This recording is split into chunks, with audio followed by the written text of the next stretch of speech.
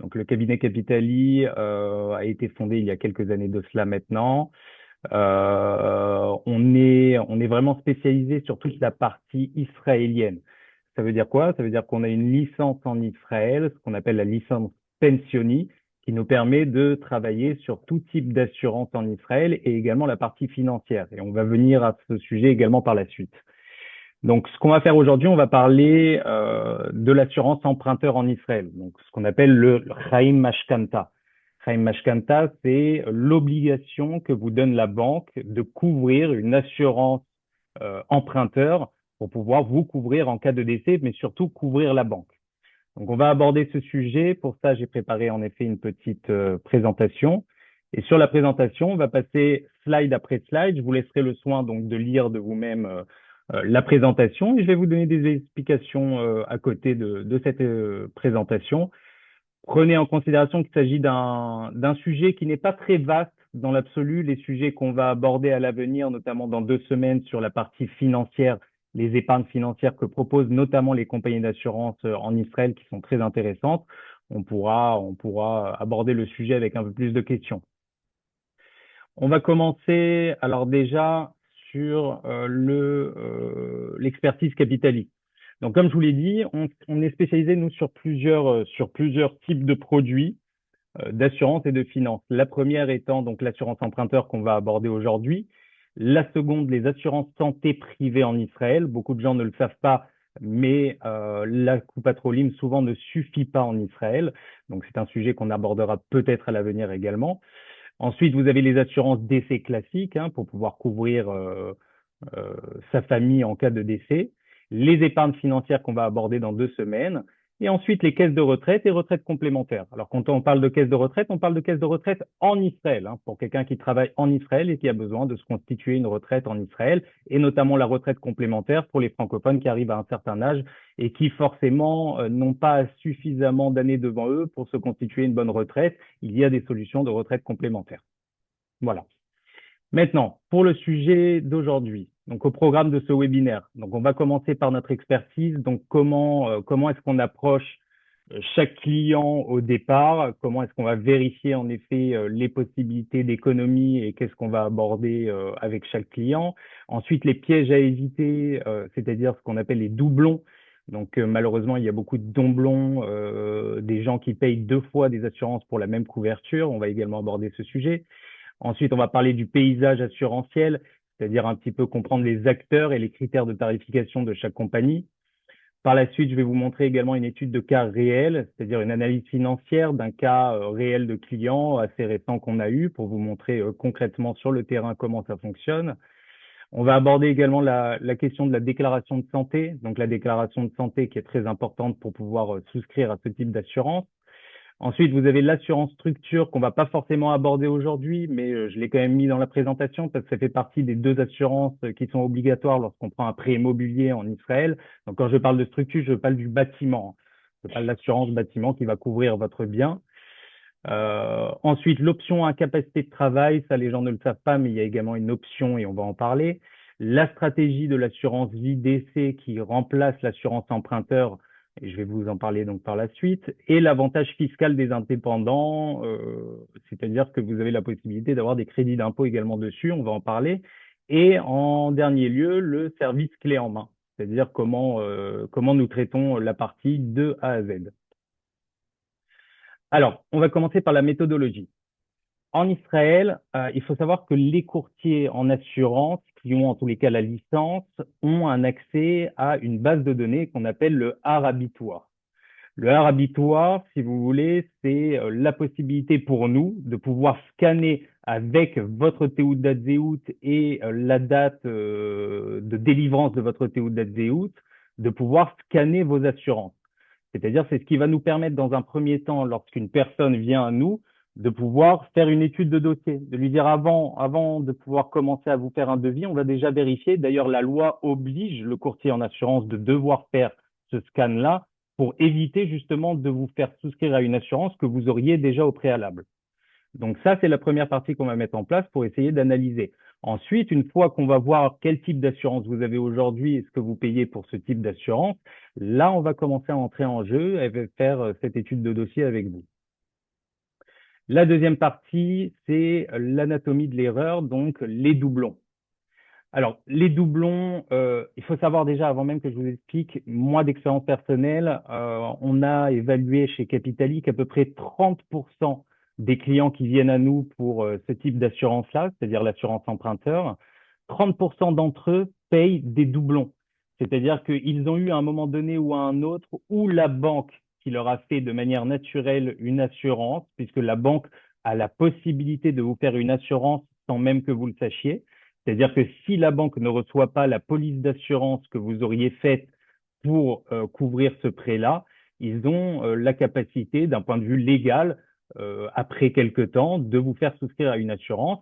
Et donc, si vous n'avez pas fait transférer votre police d'assurance, malheureusement, il arrive des fois où la banque vous le fait payer en doublon. Et ça, c'est un vrai problème. Le deuxième problème, c'est le MIRZOUR. Le MIRZOUR, c'est quoi? C'est quand vous renégociez, quand vous faites un rachat de crédit, notamment avec un courtier en prêt immobilier, vous changez donc les conditions de votre prêt immobilier actuel. Il faut savoir qu'également, dans ce cas-là, si la banque ne reçoit pas une copie qui convient aux nouvelles conditions, c'est-à-dire les montants de votre prêt immobilier qui vont changer, les durées éventuellement, le type de taux d'intérêt, eh bien, de manière automatique, la banque peut également vous faire souscrire à ce type d'assurance. Et donc, il faut faire attention à ça. Également, on rencontre souvent des problèmes. Alors, il y a des courtiers qui sont très bien, mais il y a des courtiers malheureusement en Israël qui ne vont pas jusqu'au bout des choses. Et on rencontre souvent le problème de personnes qui ont souscrit donc à une assurance emprunteur, qui par la suite ont renégocié avec un autre courtier, mais le nouveau courtier n'a pas annulé l'ancienne police d'assurance. Si l'annulation ne se fait pas, et c'est une annulation qui n'est pas si simple, parce que lorsque vous faites l'annulation, lorsque le courtier fait l'annulation, il doit d'une part envoyer une demande d'annulation, mais il doit également envoyer la demande à la banque de relâcher la police d'assurance actuelle pour pouvoir accepter la nouvelle police d'assurance.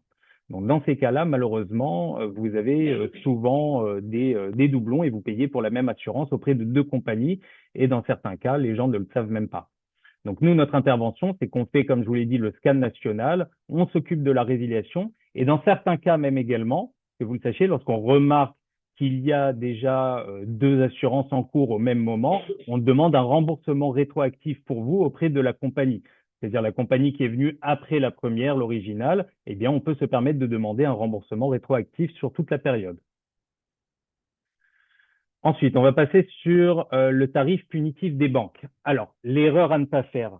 L'erreur à ne pas faire lorsqu'on prend un prêt immobilier en Israël, c'est de se laisser emballer par son prêt immobilier, de négliger la partie assurance emprunteur et de souscrire avec la banque pour faire votre assurance. C'est-à-dire que généralement, la banque vous propose de faire l'assurance directement chez eux. Le problème, c'est que la banque, eux, ne voient que leur intérêt. Ils ne vont jamais regarder votre propre intérêt. Ils vont travailler généralement avec une seule compagnie d'assurance. Chaque banque a sa propre compagnie d'assurance avec qui elle travaille. Et c'est là où vous allez en effet payer des montants qui sont généralement considérés comme le double du montant que vous devriez payer. Pourquoi? Parce qu'il n'y a pas de négociation auprès des autres compagnies d'assurance. Donc à partir du moment où il n'y a pas de vérification auprès de toutes les compagnies d'assurance, la banque vous met de manière directe et automatique auprès d'une compagnie et ne va même pas chercher à demander pour vous des réductions, puisqu'en effet, sur ce type d'assurance, il y a des réductions qui sont mises en place par les courtiers, qui sont demandées auprès des compagnies sur un nombre d'années bien précis que vous n'aurez pas donc avec la banque. Et malheureusement, dans ces cas-là, vous payez des montants qui sont absolument inimaginables par rapport à ce que vous devriez payer en réalité. Donc ça, c'est pour la banque. Ensuite, pour vous parler un petit peu du paysage assurantiel israélien. Pourquoi je vous ai mis cette partie-là? Pour vous faire comprendre que justement, contrairement à la banque, les courtiers en Israël et les cabinets de courtage comme le nôtre, comme Capitali, travaillent, en tous les cas pour une partie d'entre eux, mais c'est notre cas pour nous, avec toutes les compagnies d'assurance. Donc aujourd'hui, comme vous pouvez le voir ici, vous avez la compagnie Migdal, vous avez Harel, vous avez Klal, Menora, Aphenix, Ayalon et Archara. Le but, lorsque nous nous occupons d'une personne qui vient de prendre un prêt immobilier ou qui a déjà un prêt immobilier et qui souhaite justement revoir son assurance du prêt qui est trop cher selon lui, c'est de pouvoir mettre en concurrence toutes ces compagnies et surtout de choisir la compagnie en fonction de vos critères Et on va arriver à ça également dans quelques secondes.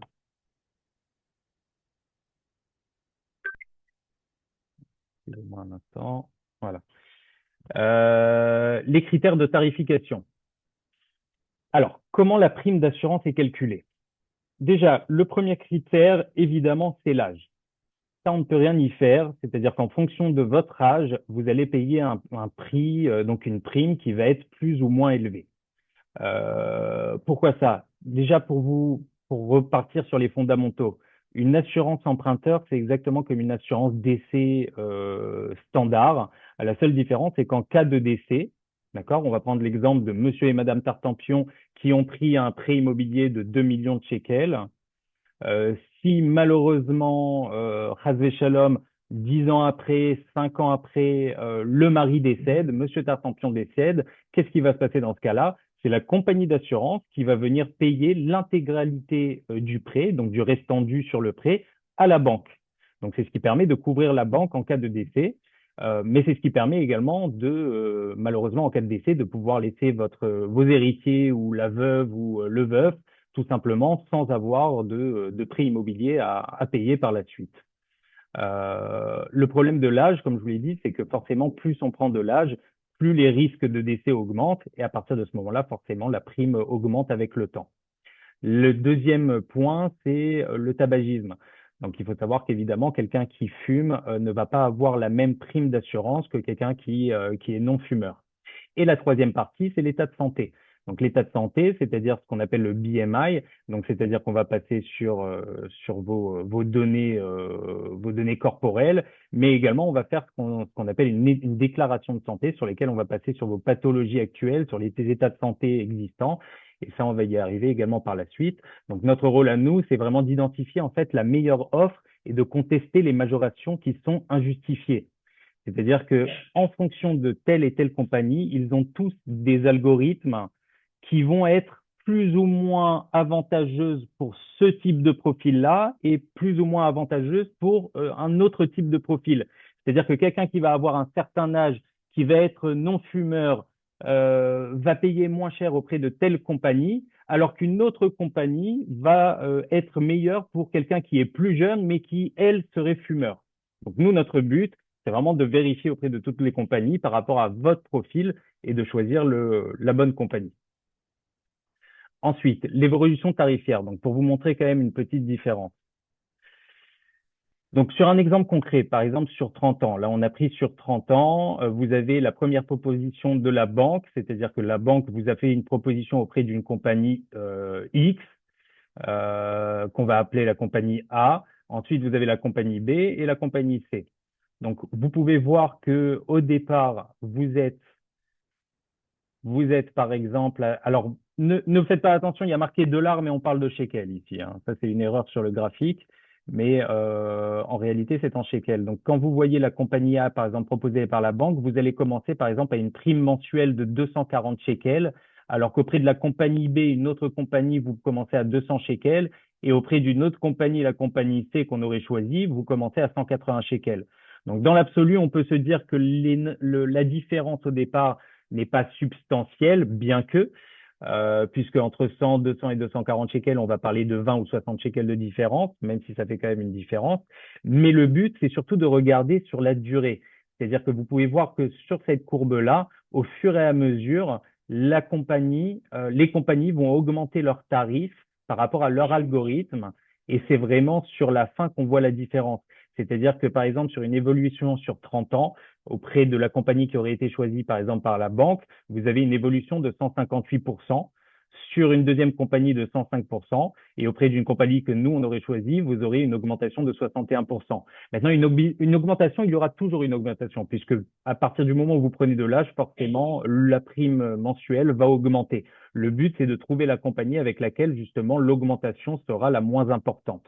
Et c'est ce qui va vous faire économiser sur les années un nombre important, un montant très important sur les années. Donc, j'espère que vous avez pu voir cette courbe-là. On va passer à la prochaine slide. Donc, l'approche stratégique. L'approche stratégique. Donc, le premier point, c'est comme on l'a dit, la progression annuelle. Donc, l'analyse de l'évolution des tarifs année après année. Ensuite, c'est le profil de risque, donc la prise en compte de votre âge, de santé et la situation personnelle. Évidemment, la durée du prêt, une modélisation sur toute la durée restante de votre engagement et les clauses de révision. Les clauses de révision, ça veut dire quoi? Ça veut dire qu'en fonction des compagnies, vous avez des compagnies sur lesquelles on va avoir la possibilité, après quelques années, de faire des révisions et de demander des réductions supplémentaires après quelques années. Donc, le but qui est important sur ce type d'assurance-là, contrairement à d'autres assurances, c'est de ne pas regarder forcément le prix initial, mais le coût total sur toute la durée. Ça va être vraiment la clé des économies que vous allez faire sur 10, 15, 20 ou 30 ans, puisque généralement, un prêt immobilier se prend sur une durée assez longue, et c'est comme ça qu'on va pouvoir vous faire économiser beaucoup d'argent. Ensuite, on va faire une étude de cas concret. Donc là, je vous ai pris concrètement un client très récent. Je ne suis même pas parti sur le cas le plus extrême, on va appeler ça comme ça, mais sur un client qui nous est venu là au mois de janvier. Euh, Ce client-là, concrètement, avait déjà une assurance vie pour son prêt immobilier. Il avait un prêt donc de 2 millions 800 000 shekels et il payait actuellement une prime de 203,95 shekels par mois. Donc nous, ce qu'on a réussi à faire dès le départ, c'est déjà de lui avoir un tarif pour cette prime-là qui est passé à 132 shekels. Donc l'économie dès le départ est assez importante, mais surtout on va voir sur sur la prochaine slide les économies sur la totalité de son prêt. Donc lui, concrètement, le coût total qu'il aurait dû avoir à payer s'il était resté avec son assurance actuelle aurait été de 86 500 shekels sur toute la durée de son prêt. Et nous, après révision de cette assurance-là, en l'ayant fait changer justement de compagnie d'assurance, en choisissant la bonne compagnie par rapport à ces critères-là, il va arriver à un montant total de 58 000 shekels. Donc on parle quand même d'une économie totale de 28 500 shekels. Je ne sais pas si les gens se rendent compte, en fait, beaucoup de gens négligent la partie assurance du prêt immobilier puisqu'ils vont regarder seulement le prêt en lui-même et les remboursements de leur prêt immobilier auprès de la banque. Mais il faut savoir que c'est la partie la plus coûteuse juste après le prêt. Ça va être justement cette assurance-là. Donc, il faut surtout pas le négliger. Comme vous pouvez le voir sur cet exemple-là, et encore une fois, je vous le dis, c'est pas l'exemple le plus drastique. On a trouvé des clients à qui on a fait économiser des montants beaucoup plus importants que ça sur toute la durée. Mais là, c'est un client récent que je voulais vous montrer, sur lequel on a pu faire quand même une économie de pratiquement 30 000 shekels sur la durée. Ensuite, la déclaration de santé. Alors, lorsqu'on fait une assurance vie en Israël, donc une assurance vie Mito Chaim, concrètement c'est une assurance décès, que ce soit pour un prêt immobilier ou non, il faut passer par la case déclaration de santé. La déclaration de santé, c'est très important et il faut également avoir un interlocuteur au bout du fil qui soit de confiance. C'est-à-dire que le courtier avec qui vous passez doit vraiment traiter votre déclaration de santé comme il se doit. Malheureusement, ni une fois ni deux fois, nous avons rencontré des gens à qui on est passé ensemble sur une déclaration de santé, qui nous ont déclaré des états de santé existants.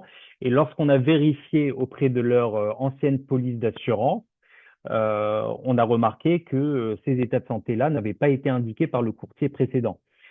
Ça veut dire quoi? Ça veut dire que le but, c'est vraiment de ne pas lésiner sur cette partie déclaration de santé parce que tout simplement, lorsqu'il y a un état de santé qui n'a pas été déclaré comme il se doit à la compagnie, vous imaginez bien que lorsqu'une compagnie doit payer 1 million ou 2 millions de shekels à votre place à la banque, ils ont tout à fait la possibilité de requérir un enquêteur et de vérifier sur votre déclaration de santé 5 ans, 10 ans ou même 15 ans en arrière si vous n'aviez pas omis de déclarer quelque chose sur vos états de santé.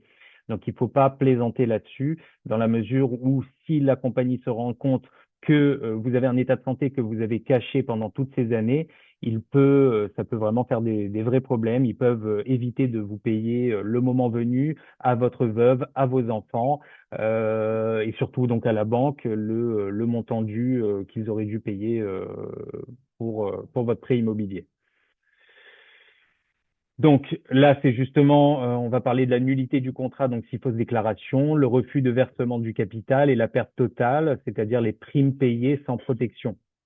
C'est-à-dire qu'en effet, comme je vous l'ai dit, ça sert à rien de payer une assurance décès si dans l'absolu on a menti sur sa déclaration de santé ou que le courtier ne vous a pas posé les bonnes questions et que ça n'a pas été déclaré comme il se doit, bah en fait concrètement pendant 10-15 ans, c'est comme si vous payez tous les mois une prime d'assurance pour rien, puisque en cas de sinistre, alors là on parle plutôt de décès, mais en cas de décès, malheureusement, la compagnie ne payera pas ce qu'elle doit payer. Surtout si le cas du décès est en rapport avec concrètement un état de santé qui avait été omis à ce moment-là. Alors, votre avocat face aux assureurs. Donc, lorsqu'on déclare ces états de santé-là, il faut savoir qu'en fonction des déclarations qu'on va faire, la compagnie, en effet, se laisse le droit d'ajouter sur votre prime initiale une surprime.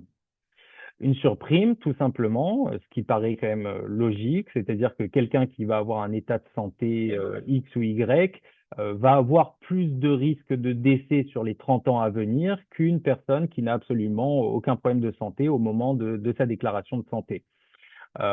Seulement là, nous, on entre en jeu. C'est-à-dire que contrairement, par exemple, à la banque, il faut savoir que nous, on sait parler aux compagnies d'assurance. On a un certain poids, mais surtout, on est là pour vous protéger.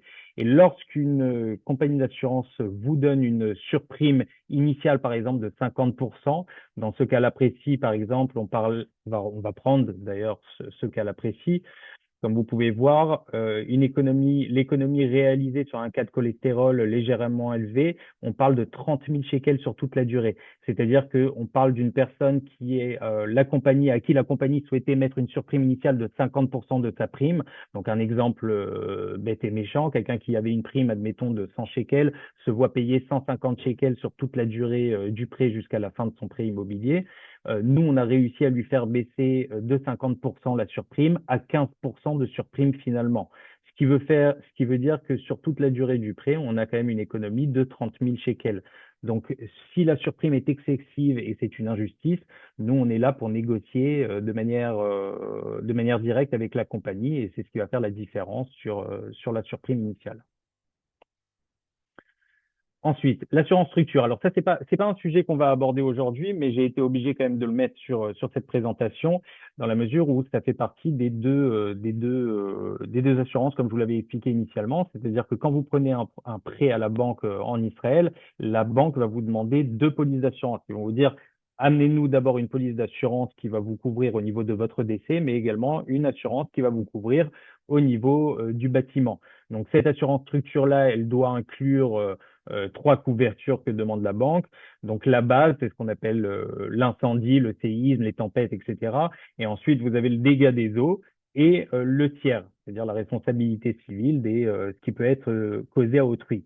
D'ailleurs, on en parlera peut-être un autre jour, mais que vous le sachiez, des fois la banque, lorsqu'ils vous proposent également de faire pour vous cette assurance et de ne pas passer par un courtier, des fois ils évitent justement de vous mettre le tiers. C'est-à-dire que ça, ce n'est pas une obligation pour la banque, puisque eux, ils s'intéressent seulement à votre bien immobilier, puisque votre bien est hypothéqué chez eux, puisque vous avez le prêt immobilier chez eux, mais ils vont pas penser aux dégâts que vous pouvez faire de votre appartement à autrui, donc à la responsabilité civile. Donc ça, c'est un point également qu'il faut vérifier lorsqu'on fait ce type d'assurance. Ensuite, l'option Shirour. Alors, le Shirour, c'est quoi? C'est une option que nous savons rajouter sur certains cas, sur certains types d'assurance et auprès de certaines compagnies. On ne peut pas le faire partout et dans tous les cas, mais c'est une option intéressante à prendre en compte. Donc, c'est ce on va parler d'incapacité de travail. En Israël, on appelle ça le Ovdan Kosher Avoda. Donc, c'est quoi l'incapacité de travail? C'est-à-dire qu'une personne qui a pris un prêt immobilier, admettons, de 1 million de shekels, et qui paye une prime après quelques années qui s'élève quand même à 300, 400 shekels de manière mensuelle. Si cette personne-là est amenée à avoir un accident, une maladie, peu importe, quelque chose qui fait que cette personne-là est en incapacité de travail et qui donc voit ses revenus baisser malheureusement drastiquement du jour au lendemain puisqu'elle n'est plus en capacité de travailler, eh bien, de manière automatique, lorsqu'on a activé cette option-là sur votre police d'assurance, eh bien, la personne n'a plus besoin de payer son assurance. C'est-à-dire qu'elle continue d'être couverte auprès de la banque, la police d'assurance reste active, mais les 300 shekels s'envolent complètement, c'est-à-dire que l'assurance se paye elle-même toute seule parce que vous êtes en incapacité de travail et que on a rajouté cette option dès le départ. Donc, les gens ne font pas attention à ça, mais ça peut être une option également qui peut être importante lorsqu'on fait ce type d'assurance. Maintenant, la stratégie patrimoniale, l'alternative intelligente. Alors, j'ai voulu rajouter ça dans cette présentation parce qu'on le fait souvent pour des clients chez nous, chez Capitali. C'est qu'on va tout simplement repenser cette assurance-là de manière un peu plus intelligente pour pouvoir mieux couvrir la famille. Donc, on va quand même prendre l'exemple ici. Donc, vous voyez l'assurance emprunteur classique. Donc, c'est un capital décroissant en cas de décès, la banque remboursée, rien pour la famille.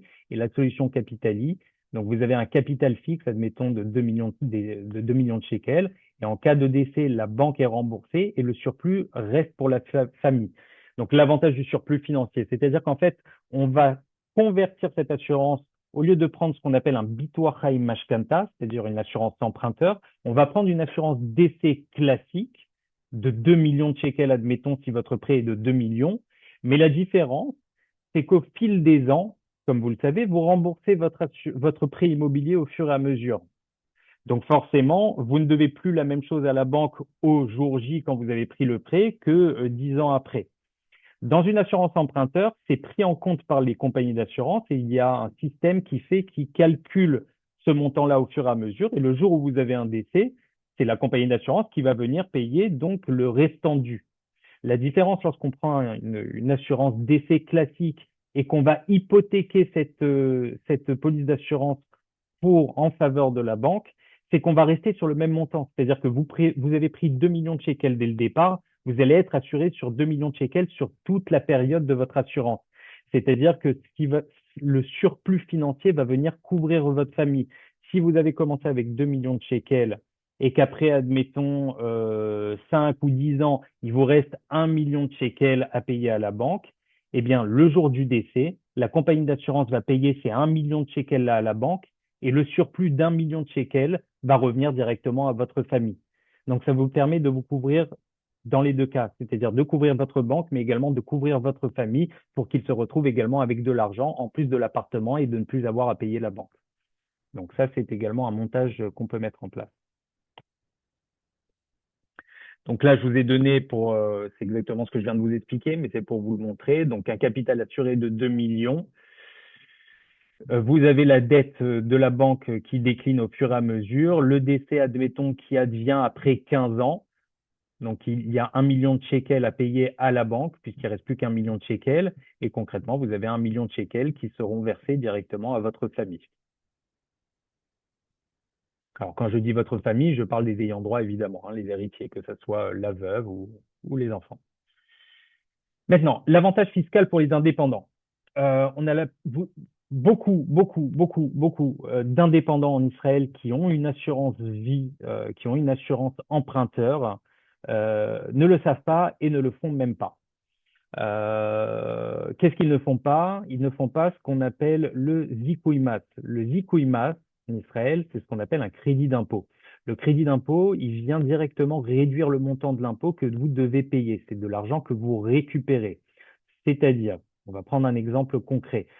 Avant même de vous montrer l'exemple, comment ça fonctionne, une fois par an, chez Capitali, nous envoyons à nos assurés ce qu'on appelle un Ishurmas. C'est-à-dire, c'est un document qu'on va envoyer aux indépendants. Ça va ne servir à rien pour quelqu'un qui n'est pas indépendant, mais pour quelqu'un qui est indépendant, on va lui envoyer ce papier-là de la compagnie. Généralement, c'est aux alentours du mois de mars, avril, que les compagnies sortent ça. Donc, je vous donne un exemple. Au mois de mars 2026, on recevra ces documents-là de la compagnie pour l'année 2025. Donc, en mars 2026, on enverra ça aux indépendants qui ont une assurance emprunteur chez nous. Et ce document-là, c'est un document que vous allez fournir à votre comptable et qui va pouvoir déclarer dans votre déclaration annuelle. Et pour l'exemple concret, c'est tout simplement un crédit d'impôt. Donc, on va parler, admettons, sur une prime mensuelle que vous payez à l'assurance de 300 shekels par mois. Vous avez donc un coût annuel d'assurance de 3 600 shekels et l'économie d'impôt, elle va être de 25% sur vos primes. Donc, ça va être récupéré directement. Vous avez 900 shekels que vous avez le droit en retour d'impôt directement sur ces primes d'assurance-là. Donc, concrètement, si on fait le calcul et que vous recevez 900 shekels grâce à ce document-là qu'on vous fournit, Ça voudrait dire qu'au lieu de payer 300 shekels par mois, bah, cette assurance-là vous a coûté concrètement 225 shekels par mois, puisque ça vous fait économiser ces 900 shekels sur l'année. Donc ça, attention, pas beaucoup de gens le savent, pas beaucoup de gens l'utilisent, mais si vous avez déjà aujourd'hui une assurance emprunteur, bah, surtout n'hésitez pas à demander à votre courtier ou à la compagnie d'assurance directement de vous envoyer ce e-Shurmas que vous allez transmettre à votre comptabilité pour pouvoir avoir ce crédit d'impôt. Ensuite, le service clé en main, bon, ça c'est tout simplement la partie qui fait souvent peur aux gens, hein. Les gens qui ont déjà une assurance emprunteur, généralement ne veulent pas forcément bouger ou ont peur de la bureaucratie. Qu'est-ce qu'il faut faire, qu'est-ce qu'il faut pas faire? Alors, il faut savoir qu'en tous les cas, chez nous, chez Capitali, on s'occupe de tout. C'est-à-dire que de A à Z, on s'occupe de l'annulation de votre ancienne police. Comme je vous l'ai dit dès le départ, on fait un scan de toute façon de la base nationale en Israël pour vérifier quel type d'assurance vous avez aujourd'hui, quel type de police d'assurance. Et derrière, on s'occupe de faire également l'annulation. Mais également, on s'occupe du transfert et de l'enregistrement de votre nouvelle police d'assurance auprès de votre banque. Ça, c'est une partie également qu'il ne faut surtout pas oublier. C'est-à-dire que si on n'en voit pas, si cette partie-là n'est pas bien faite, comme je vous l'ai expliqué, la banque, après quelques mois, si elle voit qu'elle n'a pas reçu la police d'assurance, eh bien, peut se permettre de vous faire souscrire à une police d'assurance sans même que vous le sachiez. Et le pire, c'est que dans certains cas, vous ne voyez même pas ces frais-là descendre de votre carte de crédit ou de votre compte en banque, puisque souvent ces frais-là sont rajoutés sur le remboursement mensuel de votre prêt immobilier. C'est-à-dire que ce sont un peu des frais cachés que vous ne voyez pas. Donc les gens, des fois, ne s'en rendent pas compte. Pendant 5, 10, 15, 20 ans, ils payent pour deux assurances, dont une qui a été faite par la banque de manière directe, parce que leur police d'assurance n'a pas été transférée comme il se doit à la banque. Nous, on s'occupe de ça de A à Z et on vous tient informé de chaque moment de l'étape du transfert de la police vers la banque d'assurance. Voilà, écoutez, concrètement, comme je vous l'avais dit, c'est un sujet qui allait être relativement court aujourd'hui. Le but de vous avoir parlé de ce sujet-là, très sincèrement, c'est que vous puissiez prendre en considération les économies substantielles que vous pouvez faire sur ce type d'assurance-là. Encore une fois, on ne parle pas d'une assurance habitation où vous avez des contrats annuels où d'année en année, vous pouvez renégocier et de toute façon, vous devez renouveler ça tous les ans. Là, on parle d'une assurance qui est prise sur un nombre d'années importante. Donc, je vous invite vraiment à vérifier ça, puisque les économies sont généralement de plusieurs dizaines de milliers de shekels, voire sur des montants plus importants. On a vu des économies qui sont encore plus importantes sur toute la durée. Et donc, nous sommes là pour vous aider. Et si vous avez des questions, eh bien, vous pouvez les poser. Je suis là pour y répondre.